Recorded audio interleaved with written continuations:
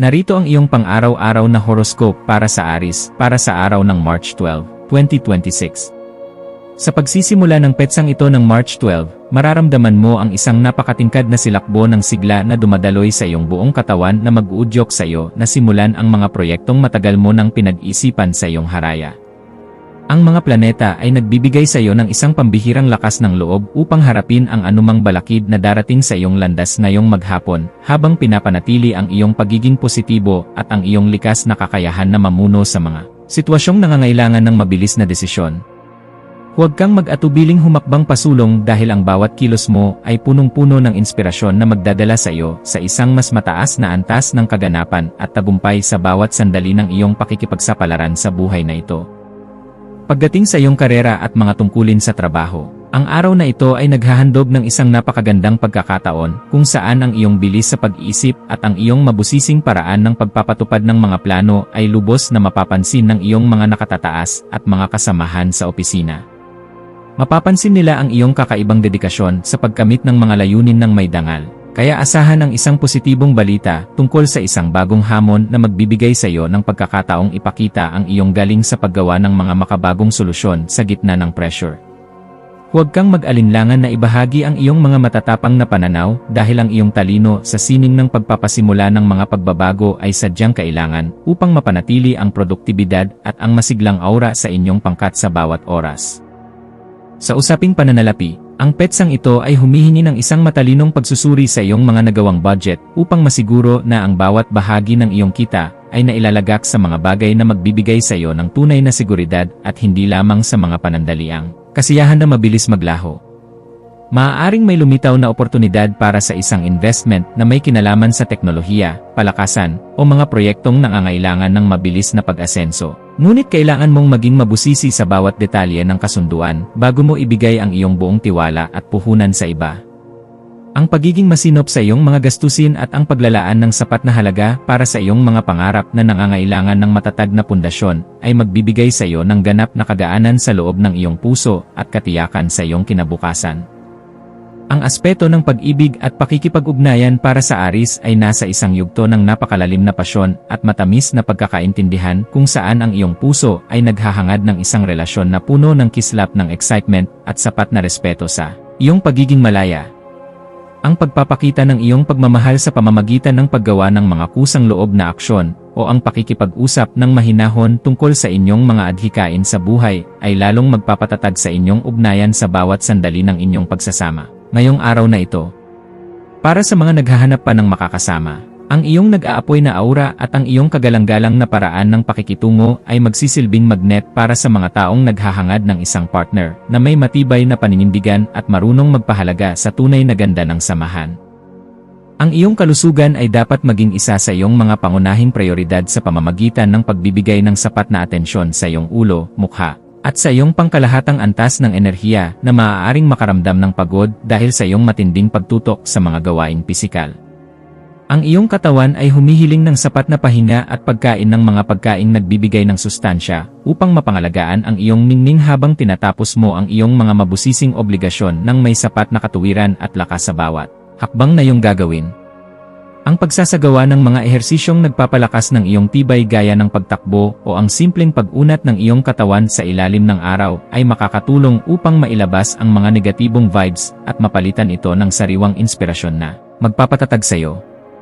Sa iyong pakikipagkapwa-tao, ang iyong papel bilang isang matapang na tagapagtanggol at mapagkakatiwalaang kaibigan ay magiging sentro ng atensyon, lalo na sa mga taong nangangailangan ng iyong mabusising pananaw upang maresolba ang kanilang sariling mga kalituhan sa buhay at direksyon. May isang kakilala o malapit na kasama na maaaring lumapit sa iyo upang humingi ng tulong tungkol sa kung paano magiging mas matapang sa pagharap sa isang malaking hamon. At ang iyong mga salita ay magsisilbing gabay na magbibigay sa kanila ng bagong lakas. Maging mapagmasid sa bawat pakikipag-usap dahil ang bawat impormasyon na iyong ibabahagi ay nagtataglay ng kapangyarihan na makapagpabago ng pananaw ng iba nang may sapat na paggalang sa kanilang sariling kakayahan at kalayaan sa bawat kilos na iyong gagawin. Ang iyong malikhaing isipan ay magkakaroon ng pambihirang kislap sa hapon, lalo na sa mga gawaing may kinalaman sa pagdidisenyo, sining na may kinalaman sa aksyon, o anumang paraan ng pagpapahayag na nagpapakita ng iyong pagiging mabusisi sa bawat aspeto ng iyong mga natatanging talento. Huwag mong limitahan ang iyong sarili sa mga nakasanayang pamamaraan lamang. Bagkus ay subukan ang mga makabagong estilo na magpapakita ng iyong galing habang pinapanatili ang kalidad at dangal ng iyong mga gawa para sa iyong sariling kaganapan at tagumpay. Ang pagbuo ng isang bagay na may layuning magbigay ng kagaanan at saya sa pakiramdam ng marami sa pamamagitan ng iyong mga natatanging ideya ay nagbibigay sa iyo ng ganap na tagumpay na sadyang napakahalaga para sa iyong emosyonal na pag-unlad.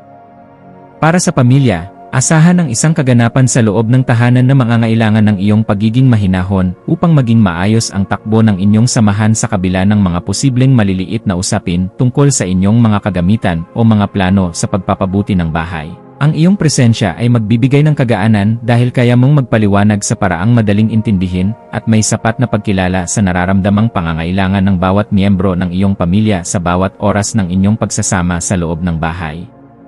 Maging mapagpatawad sa mga pagkukulang ng iyong mga mahal sa buhay at maging isang gabay na laging handang tumulong sa pag-aayos ng anumang aberya. Dahil ang matatag na pundasyon sa loob ng tahanan ang tunay mong sandigan sa bawat hamon na inyong haharapin. Ang iyong intuwisyon ay magsisilbing isang matalas na kumpas sa pagpapasya tungkol sa isang bagong oportunidad na may kinalaman sa iyong personal na paglago o sa pagpapaganda ng iyong sariling kasanayan sa pakikipag-ugnayan sa mga taong may malalim na karanasan. Kung may nararamdamang udyok na ayusin ang iyong mga kagamitan o bumili ng mga bagay na magdadala ng higit na kagalakan sa iyong paligid, gawin ito ngayon dahil ang daloy ng enerhiya ay pabor sa mga gawaing nagdadala ng bagong simula.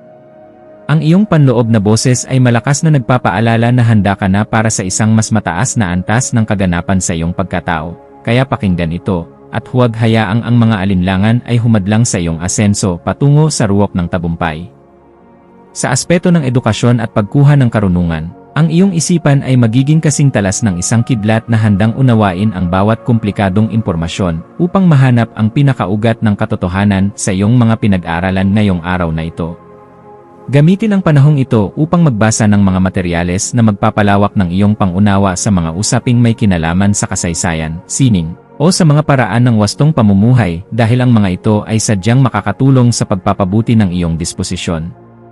Ang bawat impormasyon na iyong matututunan ay magsisilbing hiya sa iyong isipan, kaya huwag kang titigil sa paghahanap ng liwanag hanggang sa marating mo ang ganap na kalinawan na iyong matagal nang hinahanap para sa iyong seguridad at katarungan. Iwasan ang pagiging masyadong padalos-dalos sa mga sitwasyong nangangailangan ng mahabang pasensya upang hindi ka makagawa ng pader na maglalayo sa iyo sa mga bagong pagkakataon na maaaring magpabilis sa iyong pag-unlad sa bawat sandali ng iyong pagkilos. Ang pagpapanatili ng isang balanse sa pagitan ng iyong bilis at ng iyong pagiging mahinahon sa pagpili ng landas ay isang kasanayan na dapat mong pagtuunan ng pansin ngayong araw upang mas lalo kang irespeto ng lahat. Ang pagpili sa kung ano ang nakakabuti sa iyong pangmatagalang mithiin nang hindi isinasakripisyo ang iyong mga prinsipyo ay magbibigay sa iyo ng mas mabilis na resulta at mas malalim na kagalakan sa bawat sandali ng iyong pakikipagsapalaran sa mundong ito habang ikaw ay lumalago. Ang iyong espiritual na aspeto ay nangangailangan din ng pagkalinga sa pamamagitan ng paghahanap ng sandali ng katahimikan sa gitna ng iyong abalang schedule upang muling makakonekta sa iyong panloob na lakas na nagbibigay ng direksyon sa iyong buhay. Ang pagninilay-nilay tungkol sa iyong mga tunay na hangarin para sa isang makabuluhang pamumuhay ay magbibigay sa iyo ng sagot kung bakit kailangan mong maging matatag at kung paano mo magagamit ang iyong talino para sa kabutihan. Ang pagpapasalamat sa bawat biyaya, maliit man o malaki, na iyong natatanggap ay magbubukas ng pinto para sa mas marami pang milagro. Kaya panatilihin ang iyong integridad at ang iyong pagiging marangal sa lahat ng pagkakataon na ibinibigay sa iyo sa maghapon habang ikaw ay gumagawa. Maging mapagmasid sa mga dokumento, email, o mga mensaheng iyong matatanggap ngayong hapon, lalo na ang mga may kinalaman sa iyong mga personal na proyekto, kontrata sa trabaho, o mga legal na usapin, at siguraduhin na naintindihan mo ang bawat detalye. Ang paghingi ng payo sa mga taong may sapat na karanasan sa iyong larangan o sa iyong mga mentor ay isang matalinong hakbang na dapat mong gawin upang maprotektahan ang iyong mga interes at ang iyong pinaghirapan sa loob ng mahabang panahon. Ang pag-iingat sa ganitong mga usapin ay magbibigay sa iyo ng kapanatagan na ang iyong mga hakbang ay nasa loob ng katuwiran at hindi ka malalagay sa alanganin dahil lamang sa kakulangan sa mabusising pagsusuri ng bawat datos. Sa pagdating ng gabi, maglaan ng oras upang ayusin ang iyong kapaligiran at ang iyong isip sa pamamagitan ng paggawa ng mga bagay na nagpapakalma sa iyong sistema gaya ng paggawa ng listahan ng mga pasasalamat o ang pag-aayos ng iyong mga kagamitan sa pag-aaral. Ang kaayusan sa iyong kapaligiran ay direktang nakakaapekto sa iyong pakiramdam. Kaya ang pagliligpit ng iyong mga kagamitan at ang pag-aayos ng iyong kwarto ay makakatulong upang maalis ang mga tensyon sa iyong isipan na dulot ng sobrang pagpapakapagod sa maghapon. Ang pagpapasalamat sa bawat tagumpay na iyong nakamit sa araw na ito ay magpapanatili sa iyong positibong disposisyon na siyang magsisilbing magnet para sa mas magagandang balita na darating sa iyong pintuan bukas para sa iyong patuloy na ikaunlad. Bilang huling payo para sa iyo, laging tandaan na ang tunay na lakas ay matatagpuan sa pagkakaroon ng isang mapayapang puso na laging handang umunawa sa sarili at sa ibang tao nang may sapat na pagmamahal sa bawat sandali ng iyong pagkilos. Manatiling nakatutok sa iyong sariling landas habang nagpapakita ng malasakit sa mga taong nasa paligid mo, dahil ang kaganapan ng iyong pagkatao ay matatagpuan sa pagbabahagi ng iyong liwanag ng may dangal sa lahat ng pagkakataon na ibinibigay sa iyo. Hayaang ang liwanag ng karunungan ang maging gabay mo sa pagtahak sa daan ng iyong mga adhikain, at maniwala ka na sa bawat pagsusumikap mo na magpakita ng kabutihan, mayroong magandang bukas na naghihintay para sa iyo sa bawat sandali ng iyong buhay. Ang iyong mga maswerteng numero para sa araw na ito ay 1, 9, at 19. Ang iyong maswerteng kulay ay pula o kahel na sumisimbolo sa lakas at determinasyon. At ang maswerteng gawain para sa araw na ito ay ang pagsisimula ng isang bagong ehersisyo, ang mabusising pag-aayos ng iyong mga gamit sa trabaho, o ang pakikipag-usap sa isang pinuno upang muling mahanap ang iyong kagalakan at sigla sa buhay.